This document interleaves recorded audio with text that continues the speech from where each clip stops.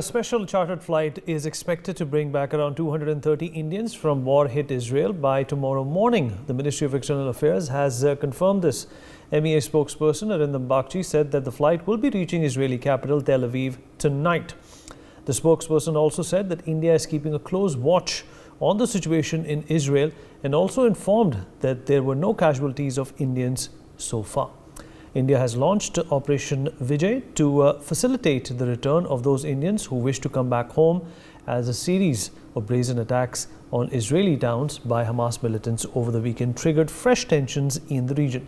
Let's quickly listen in to what Arindam Bagchi and Indian envoy Sanjeev Singla had to say.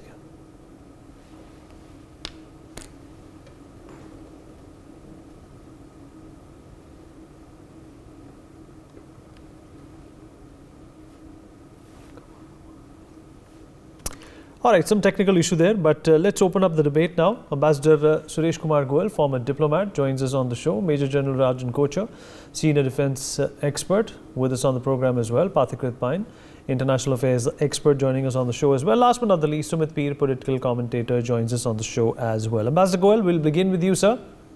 Very important for India to bring our people back home. This is not the first time India has indulged in an exercise where a country has broken into war and Indians have been stuck there. We have done so successfully in the past, and this time around too, it's going to be a smooth operation. Your thoughts? Absolutely, I completely agree with you, because in this particular operation, and I was just now talking to somebody else, and every operation is different, the circumstances are different, the conditions are different, and the challenges are very, very different. Like Ukraine was very different, Libya was very different, Afghanistan was so different, really so difficult.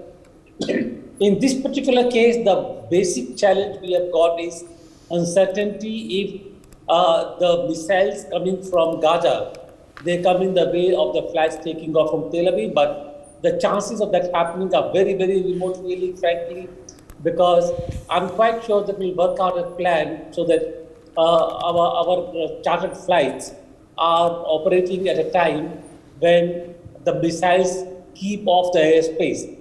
India does talk to the different partners in this process, therefore I'm quite certain that there should be no problem in evacuating or repatriating, as somebody explained to me the difference between the two. The point really here is, I have been talking to some of the students in Israel, or some of the Indian nationals in Israel, and quite a few of them seem to think that this is a temporary thing and they don't need to leave immediately. And many of them may choose not to leave but to stay put there and take a call on leaving Israel later on, in which case we will need to provide the facilities again at that time, really. So let us wait and see how many leave. One flight is coming, how many more come, let us wait and see. But I'm absolutely certain that we will come out of it rather winning. Pathikrit? Well, taking a leaf out of what Ambassador Goel just said, do you think this is a transient, a temporary thing which is going to pass over? Or considering the fact that, Israel has also attacked a couple of Syrian airports today, the conflict could linger on for more than expected? Vineet, first of all, let me tell you that India has one of the best, logistical capability when it comes to evacuation from extremely dangerous zones. And MEA and the Prime Minister's Office and the Government of India have been incredible when it comes to evacuations like this. The issue that Ambassador Goel raised, some of my family friends also have relatives who are in, Israel. I was asked the same question, and I told them that as and when Government of India decides to start evacuation, it means that government has done analysis that the situation is not going to normalize anytime soon. It might even worsen. That's the reason that the evacuation happens. If they had a estimate that it could only get over within 7 to 10 days, then such a huge logistical arrangement would not have been made. So my advice to them always have been that if it starts, then just go for it. And let me tell you from my own personal experience, because I have had interaction with senior people in the MEA on this issue, because some people were stuck in Israel. The manner in which MEA has responded, the manner in which the embassy, Indian embassy, is in touch with every person who is in Israel and is from India. Can you imagine how much effort they're putting to keep in touch with them, to WhatsApp, keep making them calm down? So that's one part of it. But if you ask me what my understanding of the concept is, look, first and foremost, as and when the ground operation starts, if it starts, and most probably it would start, it might turn out to be a situation like Mariupol, because when you are in a 300 square kilometer area where 2 million people live, and most of the buildings are damaged, it's a perfect scenario for guerrilla warfare. So there will be casualties on the Israeli side. One cannot rule that out, and it's going to be very, very a long-run process. Second issue is, I fear to say this, but as things stand today, let me tell you, terror organizations have a propensity to get inspired from each other. So what Hamas has done, there is a possibility that other terror organizations in the entire vicinity, Middle East, North Africa region, or in Europe, might try to replicate what Hamas has done. That is a very, very serious threat that is there in the entire MENA region and Western Europe specifically. The other issue is that, we have seen patterns that to show solidarity with Hamas. Hezbollah has started, rocket launch from the northern side. There are reports of Syrians doing artillery firing. There is the possibility the Houthis have also threatened that they would get in. If it goes beyond a certain point, the potential possibility of this Hamas versus Israel conflict taking the shape of a regional conflict, and in that case, how major power blocks would react, we do not know, and that potential possibility is very profound, that this can become a very, very challenging regional conflict situation. Let's understand what Hamas did that day was not a mere terror act. It was a military-grade invasion. It was done. Okay, there are intelligence inputs, most probably they had, otherwise this kind of operation requires a lot of planning. And the manner in which they, molested, they killed, they raped, they humiliated, they beheaded people, and then put those videos up in social media, it was to humiliate the Israelis. Now, when you do something like that, I don't think they would just stop just here itself, and Israelis will go for the cooler. So I don't know, but if they want to take the war beyond Israel and go for the forces behind Hamas, then it's a real cause of worry. And I think there are reports coming that I think the Russians have already stated that if anything is done to Iran, they will come step in. Those possibilities cannot be ruled out.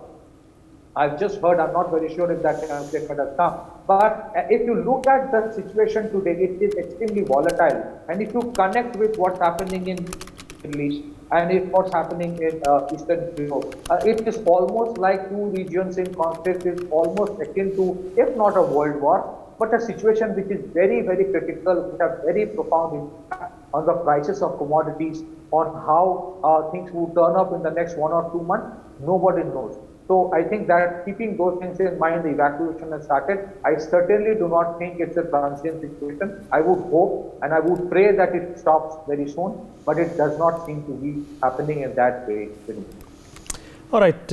In fact, let's once again listen into that comment by Mr. Arindam Bagchi and Sanjeev Singla. As announced by External Affairs Minister yesterday, Operation Ajay has been launched to facilitate the return from Israel of our citizens who wish to come back. The first charter flight will be reaching Tel Aviv later tonight to pick up Indian citizens and is likely to return to India tomorrow morning. We will share with you information about further flights as they are finalized. This is still an evolving situation. To our fellow Indian citizens in Israel, this is to assure you that the embassy is working constantly for your safety and welfare. All of us are going through very difficult times, but please do remain calm and vigilant and follow the local security guidelines. We are here to help you, and we thank many of you who sent so many messages of appreciation to us. We are monitoring the situation closely, and please stay tuned for any updates by the embassy. Jai Hind. As announced by External Affairs Minister. Let me also bring in Sumit Peer at this point in time. Sumit, your assessment of the situation at this point in time, how it continues to remain very fragile, very volatile. We are not, in fact, the least worried about the logistical support that India is going to be giving to the Indians who are stranded over there. But in terms of the evolving situation, how soon Do you think that the Indian people who are stuck in Israel should be out? Vineet, thanks for having me on your show. My sincere advice to all will be, I will agree with my friend Pratiket. We have to leave Israel as soon as possible, because there might be a situation after a few hours and after a few days you might not be able to leave, because I'll tell you something. America has clearly said my aircraft carriers are not there for Hamas. What is the message? Lloyd Austin clearly warns Iran not to get into it. We have seen what have they done to Iraq, to the Syrians today. Now we have seen Hezbollah is trying to get into, and Hezbollah has already started getting into. Egypt has closed the passage that no refugees will be allowed into Egypt, right? Now we have seen Houthis are talking about it. There is a Ala al-Walali. He has arrived 2 days back in Lebanon. He has 500,000 militia. Israel has moved around 700,000 of its all, put reserves and all put together. Now with these kind of statements happening around, and today in the press conference, Benjamin Netanyahu, along with Anthony Blinken, says anybody who supports terrorism, anybody who is with Hamas will be a terrorism and will take him down. So it's a clear warning to Qatar. It's a clear warning to Lebanon. So with all these regional powers getting involved, and Vineet, if I can be direct, you see, except UAE and Bahrain, all the Muslim countries are supporting terrorist Hamas. It's a very clear thing. And we, along with all the Christians, are supporting Israel. It's again a very clear division there. Even if you look at the American senators, they are saying there's a very clear division there. Beheading of the children has happened. Benjamin Netanyahu is saying, Joe Biden is saying. With this kind of arms build up, and we know Israel is nuclear. So the things can flare up to any amount, any level. It might be the clash of civilizations. And if you ask me, it's a matter of who lights the fuse first.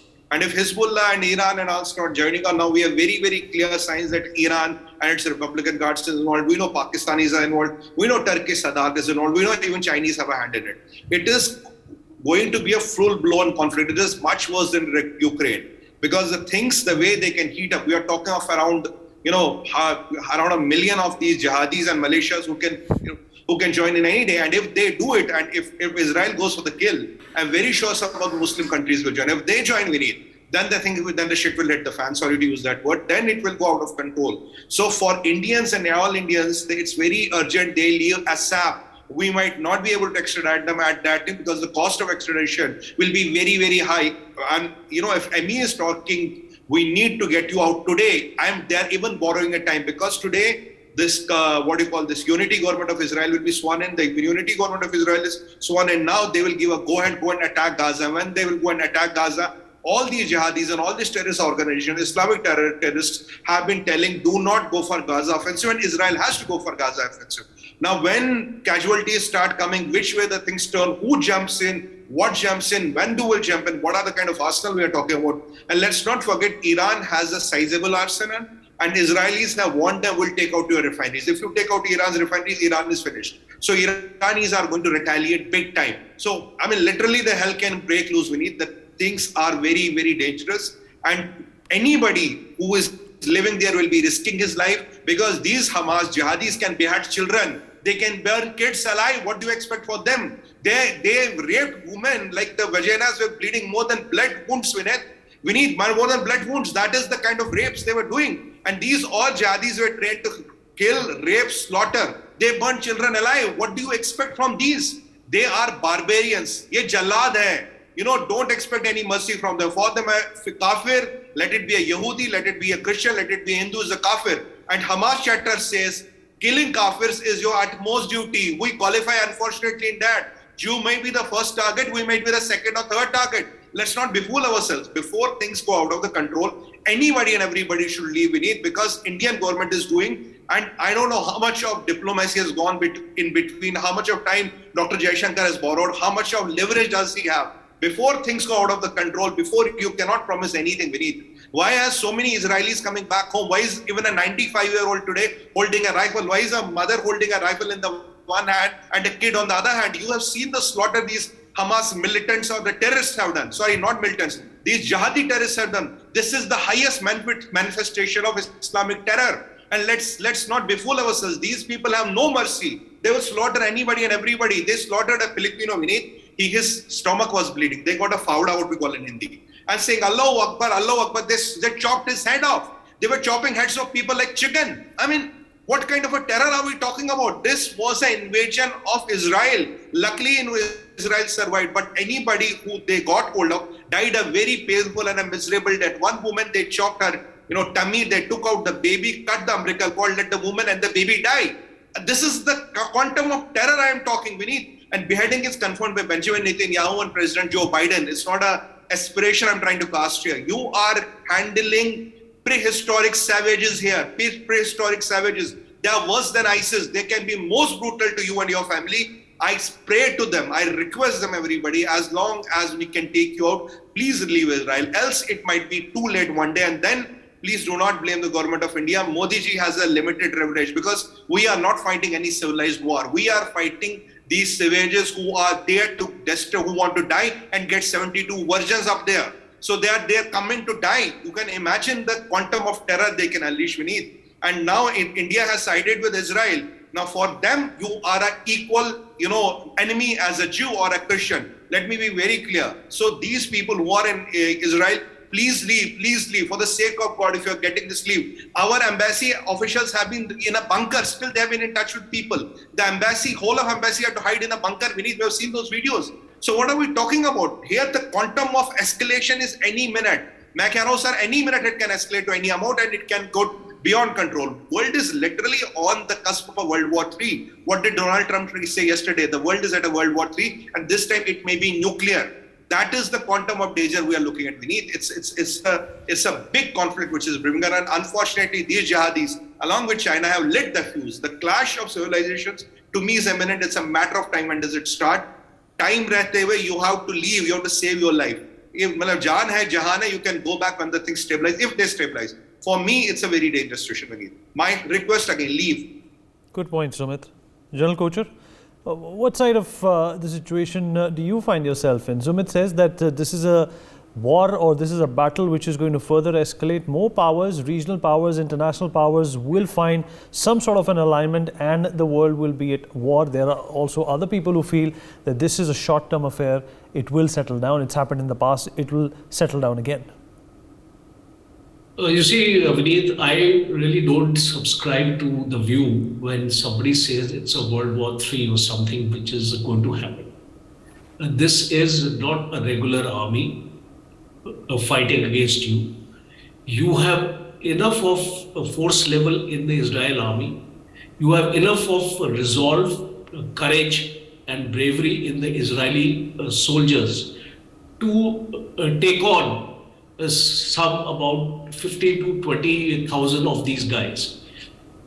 Now the point, I'll just cover each point sequentially. First, we will talk about repatriation of our own people who are there. Yes, it would be wise, because in such a situation, even if you come back temporarily, we are at least sure that you will be safe here in India. There is no need to panic in this situation right now. The first flight is going to bring only about 230 people home. There are around 18,000 of them in Israel. We have to prioritize the repatriation. The people who are in West Bank, the people who are our own people, are also staying in those Palestinian areas of West Bank. I feel that is a danger zone, because right now in West Bank also certain attacks are going on, because I am told there are around 6,000 to 7,000 Hamas fighters which are there in the West Bank. And in the West Bank, certain rocket attacks are going on. So I would subscribe to this view that we bring out those of our own people, Indians, who are in West Bank area.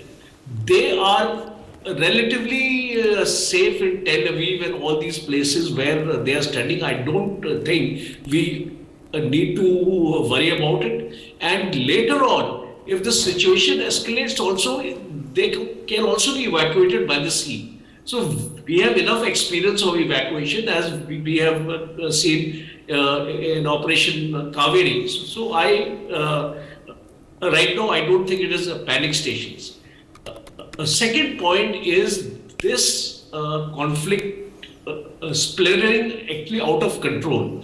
I don't visualize as of now because the aircraft carrier Gerald Ford is there, there are warships there, so the sea front is adequately covered. No reinforcements can come through the sea as far as the Americans are concerned, and also the Israeli Navy is there, and they have totally sanitized the area as far as my reports are there, and I don't think any kind of reinforcements can come inside. Let us now talk about Lebanon and Syria as far as the land offensive is concerned. Now, Israelis' mechanized forces are already there on the Lebanon border. They are not going to allow any infiltration from across Lebanon to take place as far as the Hezbollah is concerned. What we can expect is some kind of artillery fire which is coming from Lebanon or Syria.